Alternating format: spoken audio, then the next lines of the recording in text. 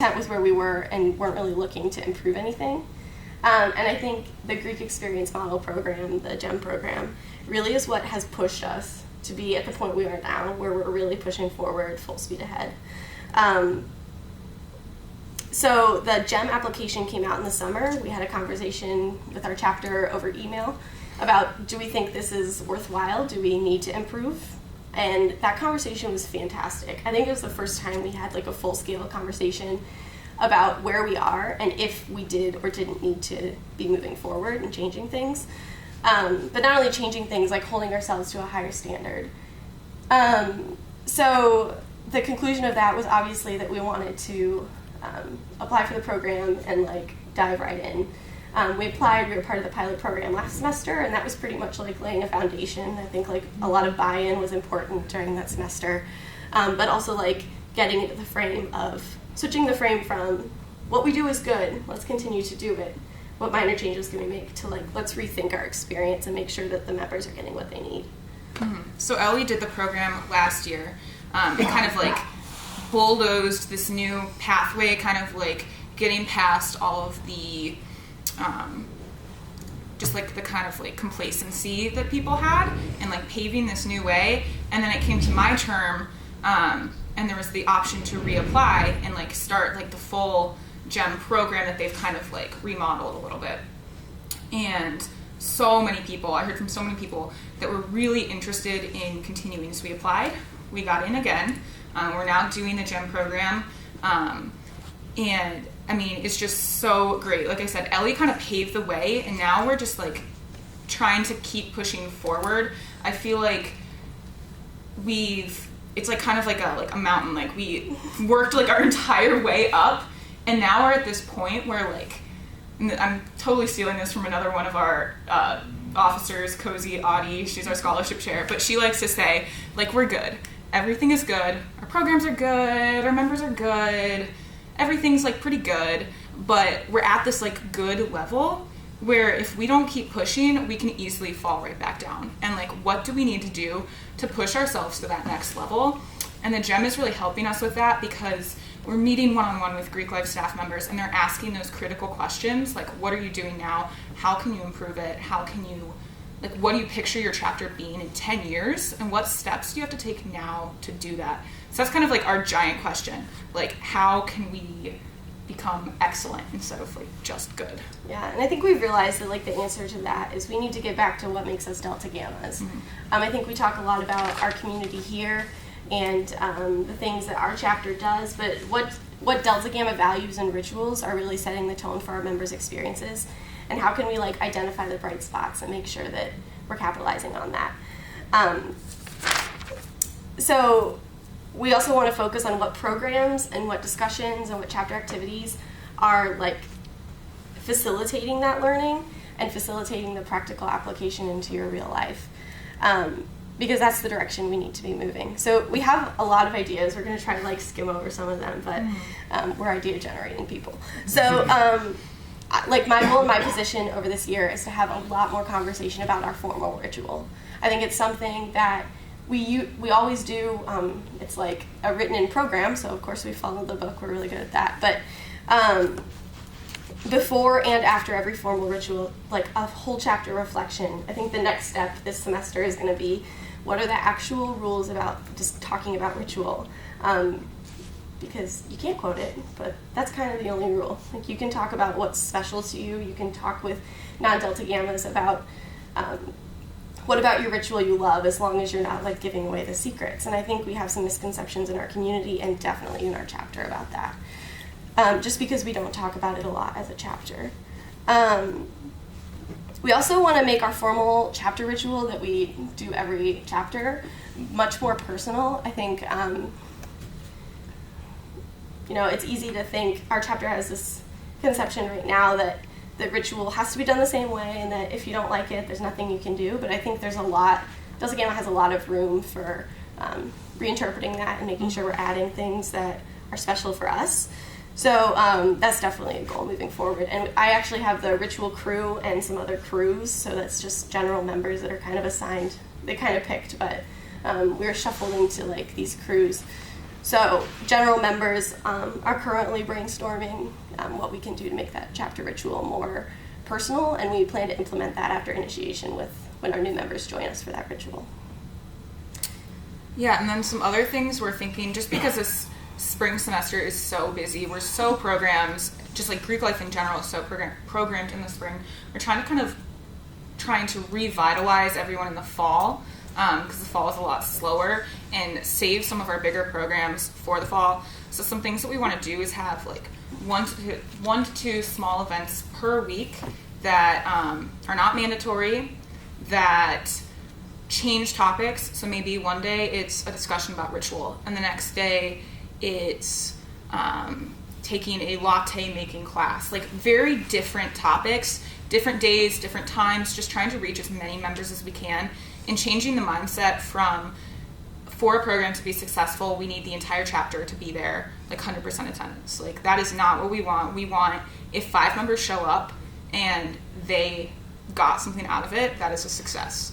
And so we're really trying to do that. And we have a few of those programs this semester. So our Director of Social Awareness, Maggie Ming, has kind of like noticed a lack in the Article 2, the social responsibility part, and is really like bumping up this program. And she's talking to Shannon Lundeen and Dr. Rhonda Williams and organizing a thing for them to come talk to us. And we're working with Tri Sigma and making it for Women's History Month in March, and like kind of pulling in that. So that's something that we're working on. We're going to have a scholarship study abroad night, and have information from the study abroad office. Sisters sisters that have studied abroad, because we have so many, come talk about their experiences, like how they worked through the entire process. So those are just like a few of our ideas, which we have a lot more, but trying to engage members and pull them in on a like more individual basis in the fall is kind of our goal.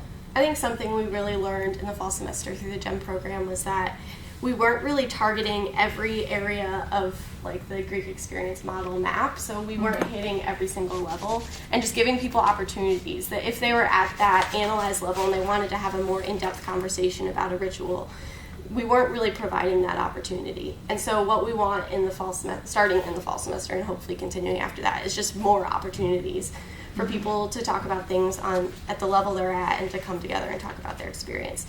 We also think it's going to be an awesome feedback tool. So that's like the main goal of leadership, is that they can get more feedback from the chapter and be responding to that and like really in tune with the impact of what's going on. So we think that this will be a great time for us to also start getting more feedback and getting a better pulse of the chapter, and kind of narrowing that gap between the leadership intent and the chapter impact. So that's all we have for you. What questions do you have? You talked about during recruitment, when you're prepping for recruitment during your workshops, and I think it's really cool if you bring up seniors and you're like, okay, how does Kelly tie into this? How do you keep like identifying those and making sure members are living up to those standards that you're recruiting on after recruitment is over, like once they're members? So we have our VP of Social Standards heads our honor board, and our honor board has a fantastic identity. I think it's set up really well, like nationally, but also that we have a great culture in our chapter of like, you can go to honor board if you're concerned about someone. You don't necessarily have to like get them in trouble and like formally report them every time. And honor board will take any feedback they get and kind of interpret that the way that they need to best help the chapter and best help that sister. And they also do, so they're like our judicial process. That's where people go if there is a problem, but they also have a thing called Pulse of the Chapter, where every week they just pull in different chapter members just to check up and like make sure that they're doing okay and it's not like they're in trouble. We're trying to kind of like erase that stigma of honor board is like the scary bad place, but more of a place just to kind of like see where the chapter's at, make sure that people are still living up to those ideals, and if they're not, like how can we help you? It's not to punish anybody, but it's like, I'm not meeting my academic whatever, and people have noticed this, we're going to pull in our scholarship chair and create a scholarship program for you and try to support you and figure out like what is going to work for you best. They've also called they started this last year, which is awesome, like calling every single new member down to honor board just to like, and it's down because they're usually in the basement, but like just to talk to get to know them and like in case anything comes up, or just so that they know each other better, that they can be checking in on people more often.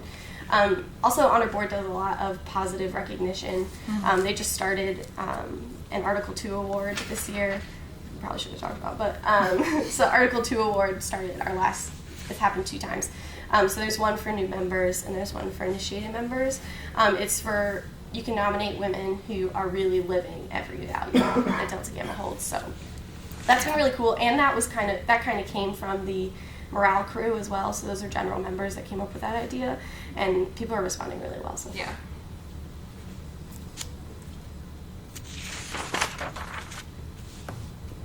Besides your Greek Week events and Anchor Ball, how else are you involving the community, whether it's like the outside community or it's on campus itself?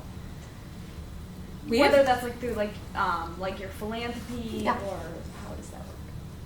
I mean, we have members involved in so many different aspects of the CASE community and the Greek community, and then we're really trying to like pull them in and like help them educate our chapter about like what is going on. So I know I talked about Maggie Ming, our director of social awareness, but she's heading the on the board for the sexual assault focus group, and so she's like bringing that kind of like information back to our chapter and trying to pull people into that. Rachel doing the homecoming things, like pulling DGs into that, but really just like around different things. Like we have a bunch of basketball players, and our director of IMs has been posting on our Facebook page like, hey, I'm going to this game, who wants to come with me? And then like getting a group together to go support those sisters and what they're doing, and like having nights to make signs and do things like that. So just trying to like have those individuals that are so involved in different parts and like have them kind of like involve DG in that too, and like educate other members about like what they're doing outside of DG. Yeah, I also think like Service for Sight and our very close partnership with the Cleveland Sight Center has been huge and like rapidly improving. Also, that the Sight Center has connected us to a ton of other sight-related like foundations. That so now, like I last semester went to a it was like half an hour away in a suburb. It was like a nurses convention on resources, and I was educating people about the Eye Bank of Cleveland. And then Northeast Ohio Collaborative Eye Bank. So, like, I think our philanthropy is really what pulls us out of even the CASE bubble, too. So that's been fantastic. How do you incorporate the values in Article 2 as when you're making decisions about programming or things that you want to do as a chapter? I know that last year we talked about it pretty much every like CMT exec meeting. We talked about Article 2, and when like anything difficult came up, that was definitely what we referred back to.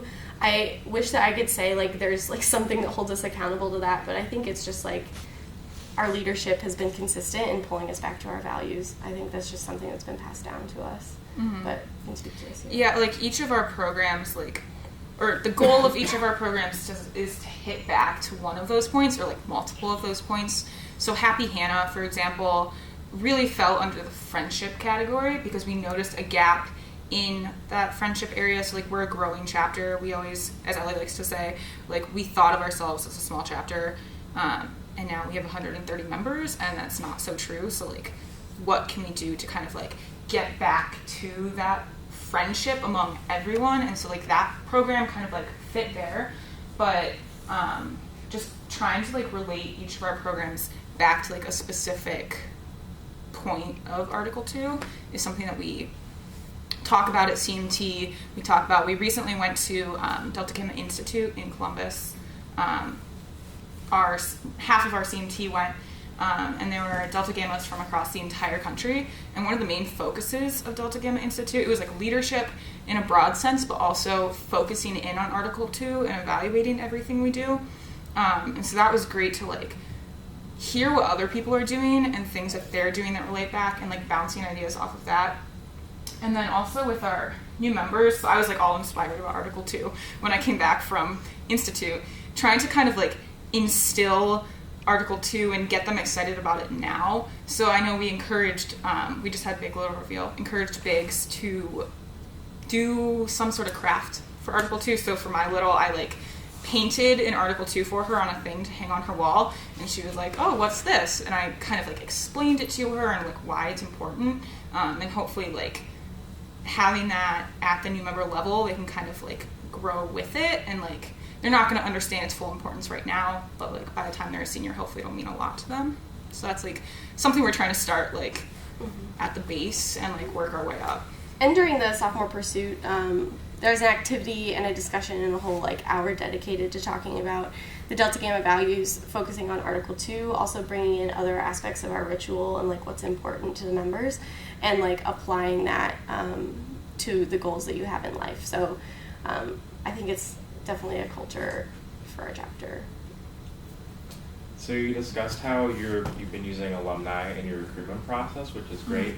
But how else have you been utilizing alumni in daily chapter operations? So I think this was on the alumni's part that they came to our chapter and shared some scholarship information with us. But I think it was such a fantastic program, and that happened pretty recently. That was such a fantastic thing to just have alumni in chapter talking to us. That we're going to continue that, and our scholarship chair is interested in having them more involved. But also, we alumni play a active role in our initiation ritual, so we do invite alumni to that every year, and we usually get a handful of women there to support initiation. And our advisor is Allie Perlosky, and she's actually a Theta Beta alumni as well. So she has been kind of like our go-between for the alumni. So for bid day, I reached out to her, and then she reached out to the alumni, and they provided dessert for bid day, and they got together and had a baking party, and then came and dropped it off. Didn't actually stay for bid day because they have lives and other things to do, but kind of pulling them in for smaller things like that. It's definitely, Allie is, as some of you probably know, broke her ankle, out of service right now. So that's been lacking a little bit just because she's gone right now, but they definitely do help out with smaller things like that, more on a day-to-day basis. So. You guys talked about really pushing the chapter this past year, past the complacency of just being good and gaining buy-in. How did you go about doing that with your chapter? Because I think that's something that a lot of groups struggle with usually, is getting everyone to really want to push themselves to the next level. So how did you stress the importance and get everyone on board with it? Yeah. So I think the first thing we did was so for the GEM program, we laid out the map of the different levels. So the 4 pillars of Greek life, different objectives within that, and then the 4 levels of application, understand, apply, analyze, and create. And so when we mapped it out and put our programs in a box for every single program had to have at least 3 or something like that. And when we did that with our leadership as the kickoff for the GEM program,